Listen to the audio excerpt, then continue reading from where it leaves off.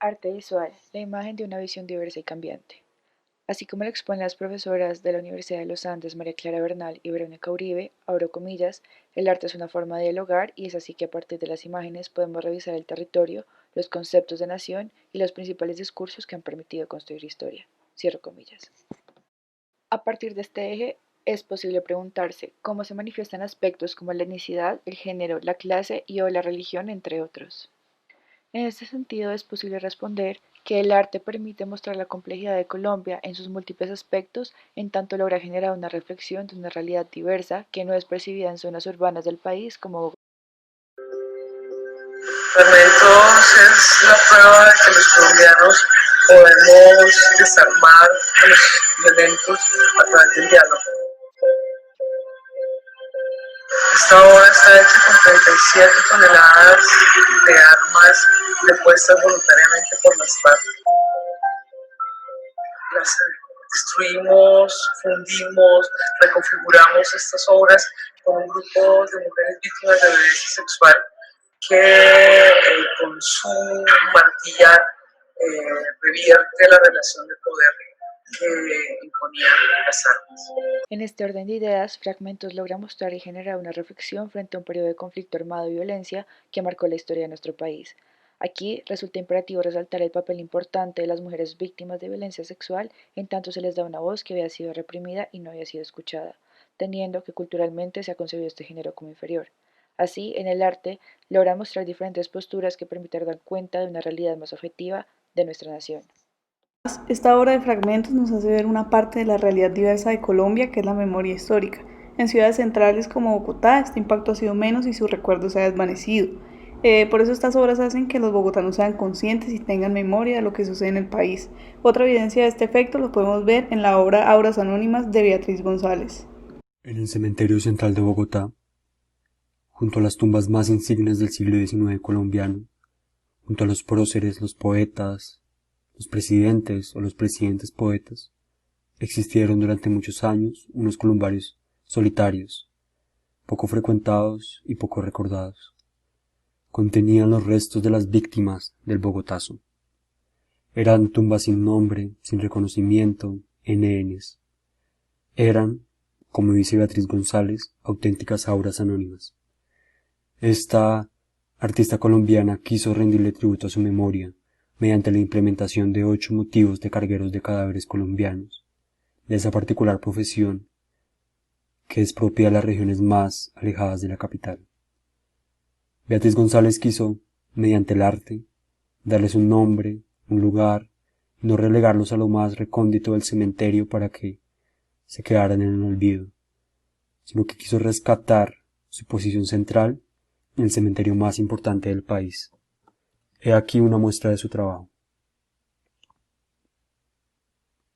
Una noche yo venía del aeropuerto, ahí por la 26, y entonces era una noche de luna, y yo vi todos esos receptáculos vacíos, negros, y entonces quedé como iluminados por la luna, y yo pensé, esto hay que cerrarlo, porque ¿qué hacen todas estas auras al aire? A lo dicho anteriormente, la obra Fragmentos que vimos al comienzo nos hace ver que también en Colombia la realidad diversa se relaciona con el género.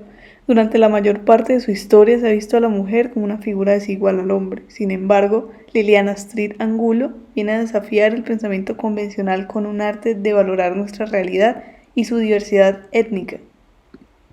Minta es una serie fotográfica de Astrid Liliana Angulo Cortés, publicada en su revista y realizada en el 2000. Está inspirada en la caricatura Negra Nieves de Consuelo Lago. La modelo de las fotografías está vestida con un delantal blanco y un vestido blanco, y con su piel pintada de negro para generar un contraste. Esta es Lorena Andrade, una mujer trabajadora doméstica afronariñense.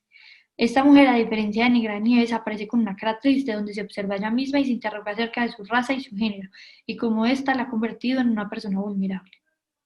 Las diferentes fotos son tomadas con objetos representando las labores y condiciones de afrodescendientes y de mujeres, buscando recordar la historia que se vivía con respecto a los estereotipos y enfrentando las nuevas formas de racismo, entre ellas el desplazamiento, la violencia armada y la pobreza. Esta autora, a través de su obra, logra comunicar e invitar a una reflexión frente a la raza y el género, exponiendo el estereotipo generado por la sociedad y exponiendo una realidad complicada que con los años ha evolucionado y se ha presentado de diversas maneras. No solo nos muestra la realidad diversa de nuestro país para que la recordemos, hace seguidamente fuertes críticas para que los ciudadanos reaccionemos ante los malos controles y decisiones sobre nuestro país, como se va a ver en el ejemplo siguiente. Nuestro país ha sido resaltado en el mundo más por el dolor y la tragedia que por hazañas y victorias. Éramos un terreno fértil para la caricatura política. Esta sin duda resultó ser una herramienta para hablar de las pugnas políticas en una población mayoritariamente analfabeta. 66% de la población era analfabeta en 1900, una de las más altas en América Latina. Veamos, era cuál era la relación de la caricatura con la historia.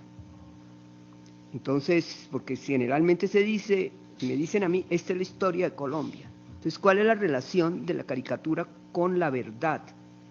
Eso ha llevado a conclusiones igualmente inquietantes. La duda sobre si es posible reconstruir la historia a través de la evolución de la caricatura conduce a definiciones sobre la opinión pública. La opinión pública se refiere en la mayoría de las veces a lo particular y la historia a lo general.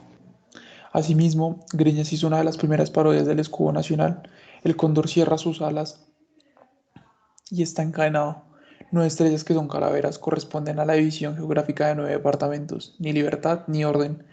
Proclaman 2 cintas al lado y lado del cóndor. En el primer campo aparece una calavera y 2 tibias. En el segundo, un bonete que representa el poder del clero. Y el tercero, un caimán, Estados Unidos, que se come el canal de Panamá. 2 banderas enmarcan el escudo. Una ostenta una calavera y la otra una cruz. De estas astas penden escapularios. Abajo salen 2 garras que sostienen una cinta que dice regeneración, el sentimiento de muchos colombianos. Quedó para la historia que la moralidad desencarnada de la caricatura le mostró el rechazo, la censura, la cárcel y el exilio al bumangués Alfredo Greñas. Concluir, todas estas obras nos ayudan a reafirmar nuestra tesis de que el arte permite mostrar una reflexión de realidad diversa en ciudades centrales del país como Bogotá, pasando desde sus obras fragmentos y obras anónimas para hacernos recordar y reflexionar sobre el pasado de nuestro país que se había olvidado, la belleza del género femenino y su papel valiente en las situaciones que vive y ha vivido el país. Esto lo vimos también en Fragmentos y en Negramenta. Finalmente, con el escudo de la regeneración se puede hacer una crítica sobre el país y abrirle los ojos a la gente de las percepciones que poseen sobre la situación. Colombia es un país complicado, mostrado en todos los factores analizados y más, que se espera poco a poco que muchas personas ignorantes sobre la situación del país logren ser concientizados mediante el arte. Y ahorita estas son las referencias. Muchísimas gracias.